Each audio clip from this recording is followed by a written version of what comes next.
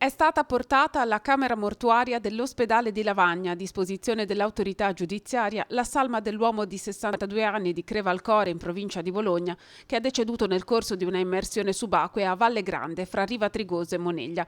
Le operazioni di recupero condotte dalla Guardia Costiera e dal nucleo sommozzatori dei Vigili del Fuoco si sono concluse dopo le 19.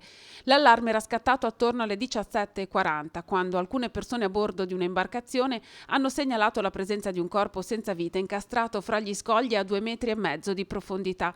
La sala operativa della Direzione Marittima della Liguria ha allertato la Capitaneria di Porto di Santa Margherita Ligure, che ha inviato sul posto il personale militare degli uffici locali marittimi di Riva Trigoso e Sestri Levante, una pattuglia da terra dall'ufficio circondariale marittimo di Santa Margherita Ligure e la motovedetta. I militari della Guardia Costiera giunti sul posto hanno richiesto l'intervento del nucleo sommozzatori dei Vigili del Fuoco e hanno ricostruito quanto accaduto grazie alle informazioni raccolte sul posto. L'uomo si era immerso con un amico per effettuare pesca subacquea. Al momento dell'emersione l'amico si è insospettito perché ha visto che la boa di segnalazione non effettuava alcuno spostamento.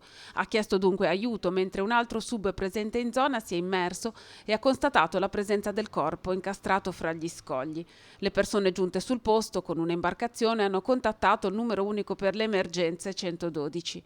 Attorno alle 19 la motovedetta ha imbarcato i sommozzatori dei Vigili del Fuoco al porto di Sestri Levante. I militari presenti sul posto hanno poi comunicato che il corpo si era disincagliato autonomamente. I Vigili del Fuoco dunque hanno provveduto ad imbarcare la salma per portarla al porto sestrese.